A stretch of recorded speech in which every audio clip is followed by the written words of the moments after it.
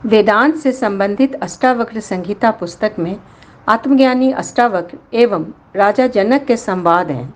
आइए सुनते हैं इस अद्भुत पुस्तक के कुछ अध्याय।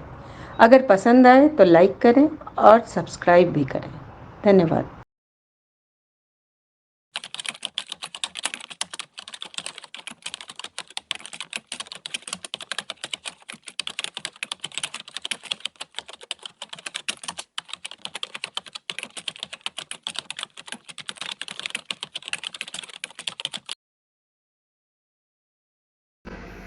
इस 14वें अध्याय में, अष्टावक्र के 14वें अध्याय में राजा जनक शांति चतुष्टय की बात करते हैं।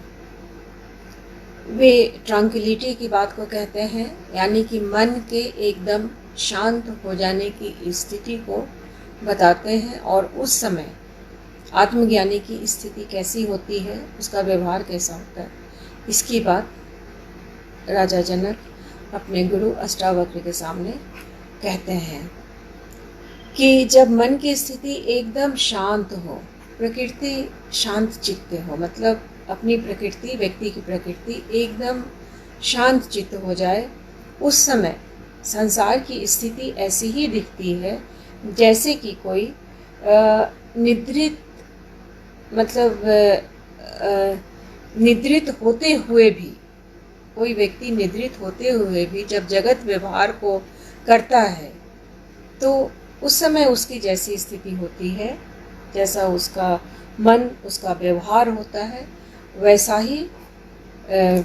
वैसी ही स्थिति एक आत्मबोध वाले व्यक्ति को के मन के शांत हो जाने के बाद उस व्यक्ति का व्यवहार वैसा ही होता है, और वह स्वाभाविक है कि सामान्य जन के जैसा नहीं होता। इस अध्याय में 4 श्लोक हैं, तभी इसका नाम है शांति चतुष्टय। इसको पढ़ती हूँ। प्रकृत्या शून्य चित्तो या प्रमादाद भावना निद्रितो बोधित इव क्षीण संसरणो हिसा। क्व धनानि क्व मित्राणि क्व मे विषयदस्य वा क्व शास्त्रम क्व विज्ञानम यदा मे गलिता अस्पृहा। यानी कि न मित्र, न धन, न शास्त्र, कुछ भी एक आत्मज्ञानी व्यक्ति के लिए एग्जिस्ट नहीं करता।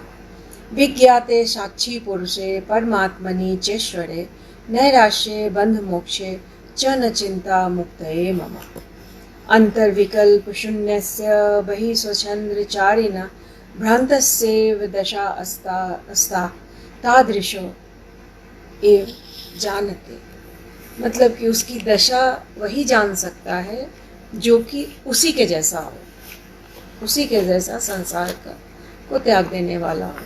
अंतर विकल्प से शून्य हो जाने, यानी कि संकल्प विकल्प से ऊपर उठ जाने पर सामाजिक बंधनों से मुक्त होकर विचरने वाले ज्ञानी की अवस्था को वे ही ज्ञानी पुरुष जान सकते हैं जो स्वयं भी सभी द्वंद्वों को त्याग चुके हैं। इस तरह की स्थिति को, संकल्प विकल्प को त्याग करके और संसार में व्यवहार करने की स्थिति को साधारण लोग नहीं समझ सकते हैं। यानी कि ज्ञानी का व्यवहार कभी कभी विक्षिप्त जैसा भी हो सकता है, लेकिन इसे सामान्य जन को नहीं समझ में आ सकता है। लेकिन जो स्वयं मुक्त है, जो स्वयं संकल्प विकल्प से उठ गया है, हट गया है उसका मन, वह दूसरे मुक्त पुरुष के व्यवहार को समझ लेता है।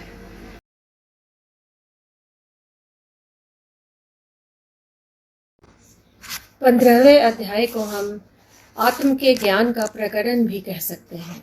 इस अध्याय में अष्टावक्र जी राजा जनक को बताते हैं कि सतोगुणी बुद्धिमान व्यक्ति को जिस तरह भी तत्व ज्ञान की शिक्षा दी जाए, तत्व ज्ञान के बारे में बताया जाए, वह उसे ग्रहण करने में सक्षम होता है।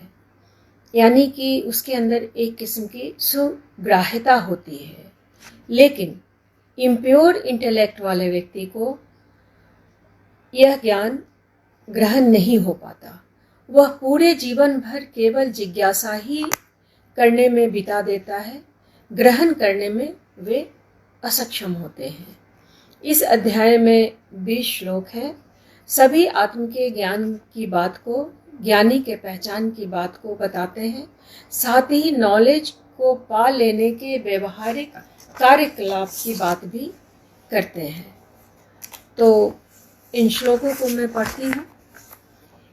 यथा तथोपदेशेन कृतार्थ सत्व बुद्धिमान आजीवमपि जिज्ञासु पर अस्तत्र विमुह्यति मोक्षो विषय वैरस्वं बंधो वैश्विको रस एतादे विज्ञानम यथेच्छसि तथा कुरु वाग्मी प्राज्ञ महोदोग्यम जनमु जडासलम करोति तत्त्वबोधो यमत अस्तक्तो बुभुक्षिभि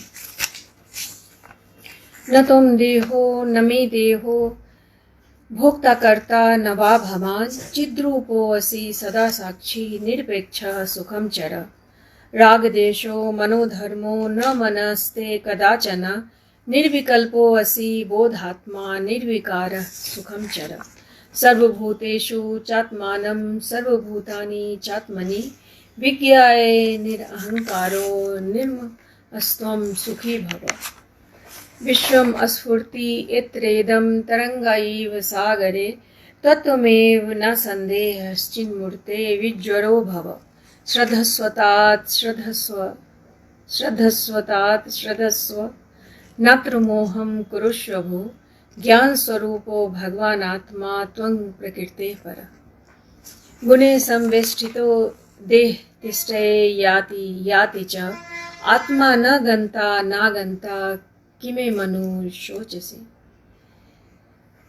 देह तिष्ठतो कल्पान्तं गच्छतेव वा पुनः पुनः क्व बुद्धि कच वा हानि अस्त्व चिन्मात्र रूपिणः त्वयन्तमहं बोधौ विश्ववीची स्वभावतः उदेतु वास्तमायातु न ते विधिर्वाचति तात चिन्मात्र रूपो असि न ते भिन्नमिदं जगत अतः कस्य कथं कुत्र हेयोपादेय कल्पना एक अस्मिन् व्यये शान्ते चिदाकाशे मले त्वयि कुतो जन्म कुतः कर्म कुतो अहंकार एव च कुतो जन्म कुतो कर्म कुतो अहंकार एव च यत्तं पश्यसि यत्रैकस्तमेव प्रतिभाससे किं पृथक् भासते स्वर्णात् कटकाङ्गननूपुरम् अयं सोऽहमयं नाहं विभाजमेति संत्यज सर्वमात्मेति निश्चित्य निस्संकल्प सुखी भव तवे ज्ञानातो विश्वं त्वमेक परमार्थः त्वत्तो अन्यो नास्ति संसारी न संसारी कंचन भ्रान्तिमात्रमिदं विश्वं न किंचिदिति निश्चयी निर्वासनः स्फूर्तिमात्रो न किंचिदिव शाम्यति एक एव भवाम्भो धावादिस्ति भविष्यति न ते बंधो अस्ति मोक्षो वा कृतिकृत्यं सुखं चर मा संकल्प विकल्पाभ्यां चित्तं क्षोभय चिन्मय उपशाम्य सुखं तिष्ठ स्वात्मा आनंद विग्रहे त्यजैव ध्यानं सर्वत्र मा किंचिद्रि धारय आत्मा त्वं मुक्त एवासि किं विमृशय करिष्यसि। अष्टावक्र जी राजा जनक के प्रति मोक्षता के लिए सीधे रास्तों की बात करते हैं, उसे इंगित करते हैं कि द्वैत भाव को पूर्णतः त्याग दो, सारे द्वंद्वों को अपने मन से हटा दो और बस यही याद रखो कि तुम मुक्त हो, आत्मस्वरूप हो और इसे ही व्यवहार में भी लाओ।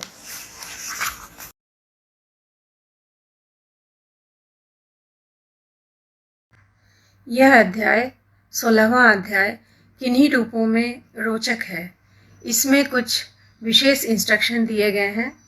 अष्टावक्र जी अपने शिष्य जनक को कहते हैं कि हे तात, तुम नाना शास्त्रों को चाहे तो पढ़ो या गुनो या उन्हें सुनते जाओ, लेकिन आत्म में स्थित होने के लिए, स्व को पाने के लिए तुम्हें सबों का विस्मरण करना होगा।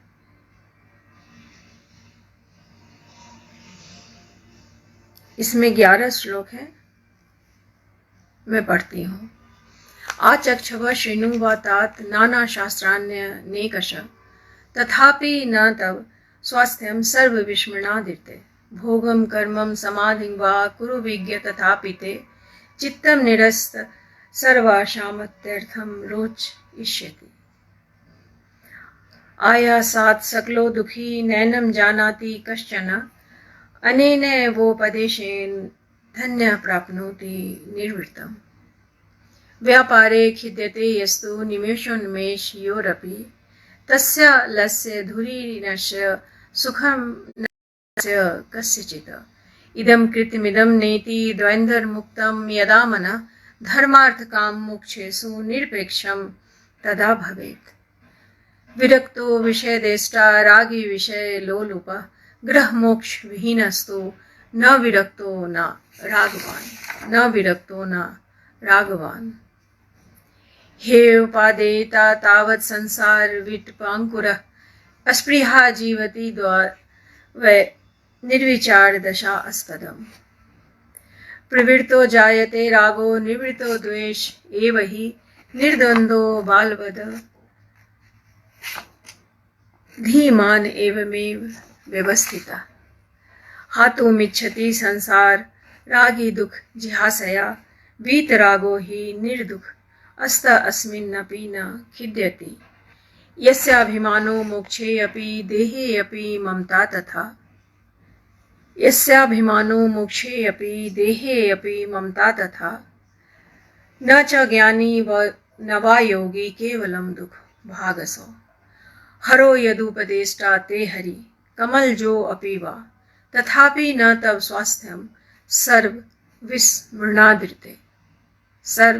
विस्मृणादिते। अष्टावक्र जी शिष्य जनक जी को चेताते हैं कि यदि हरि या कमल से उत्पन्न अर्थात ब्रह्मा विष्णु या महेश स्वयं ही उनके उपदेष्टा हो जाएं, उन्हें आकर उपदेश करें, फिर भी कुछ भी नहीं हो सकता यदि तुम स्वयं ही सभी कुछ भूलकर अपने आत्म में स्थित न हो जाओ।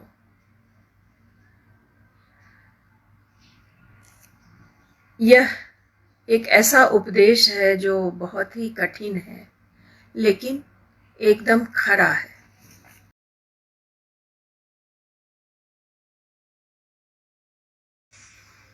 इस 17वें अध्याय में ज्ञानी अष्टावक्र जी राजा जनक को, अपने शिष्य को, सच्चे ज्ञानी की, ट्रू नोअर की पहचान को बताते हैं, उसके लक्षणों को बताते हैं कि जिसने ज्ञान फल को प्राप्त कर लिया है, जिसे आत्मज्ञान हो गया है, वह कहीं भी अकेले ही रहता है और इसके कारण थोड़ा भी खिन्नता नहीं महसूस करता है, क्योंकि वह पूरे जगत को, पूरे ब्रह्मांड को आत्म से ही भरा हुआ पाता है। वह स्वयं को ही महसूस करता है कि वही ब्रह्म है, वही आत्मा है, और वह अकेले रहने में भी कभी खिन्नता नहीं महसूस करता है। इसमें, इस अध्याय में 20 श्लोक है, पढ़ती हूँ। तेनम ज्ञान फलम प्राप्तम योगाभ्यास फलम तथा तृप्त स्वच्छेन्द्रियो नित्य एकाकी रमते तु यः न कदाचित् गत्य अस्मिन् तत्त्वज्ञो हन्त खिद्यति यत एकेन तेनेदं पूर्ण ब्रह्मांड मंडलम न जातो विषया के अपि स्वारामं हर्षयन्त्यमि सल्लकी पल्लव प्रीतमिवे निम्ब पल्लवा। यस्तु भोगेषु मुक्तेषु न भवत्यधिवासितः अभुक्तेषु निराकांक्षी तादृशो भवदुर्लभ। बुभुक्षिरि संसारे मुमुक्षिरपि दृश्यते भोगमोक्ष निराकांक्षी विरलो हि महाशय। धर्म काम मोक्षेषु जीविते मरणे तथा कस्यापि उदार चित्तस्य हे उपादेयता नहीं।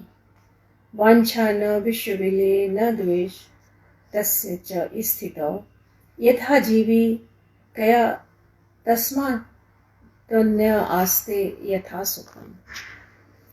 सुखे कृतार्थो नेन ज्ञानेन तेवं गलितधिकृति पश्यन शृण्वन् अश्पृन जिघ्रन अश्न नास्ते यथा सुखम। शून्यादिष्टिर्वृथा चेष्टा विकलेन्द्रियाणि च न अस्पृहा न विरक्तिर्वा क्षीण संसार सागरे। न जागर्ति न निद्राति नोन्मीलति न मीलति अहो परदशा क्वापि वर्तते मुक्त चेतसे।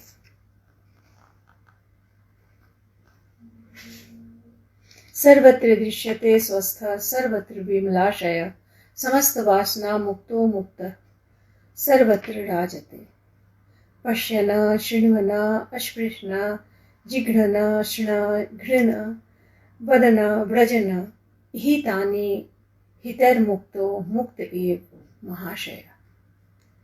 न निन्दति न च अस्तौति न हृष्यति न कुप्यति न ददाति न गृह्णाति मुक्त सर्वत्र नीरसः।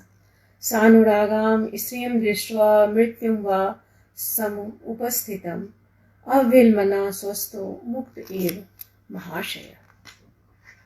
सुखे दुखे नरे नार्यां संपस्तु च विपदस्तु च विशेषो नैव धीरस्य सर्वत्र समदर्शिनः। न हिंसा नैव कारुण्यं न धत्यं न च दीनता न शौर्यं नैव च क्षोभः क्षीण संसरणे नरे। न मुक्तो विषयद्वेष्टा न वा विषय लोलुपः असंसक्त मना नित्यं प्राप्तं प्राप्तमु पाश्रुते। समाधान समाधान हिताहित विकल्पिना शून्य चित्तो न जानाति कैवल्यमेव संस्थितः। निर्ममो निरहंकारो न किंचिदिति निश्चितः अंतर्गलित षड्वास कुर्वन्नपि करोति न। मन प्रकाश सम्मोह स्वप्न जाड्य विवर्जितः दशाम कामपि संप्राप्तो भवेद गलित मानसा।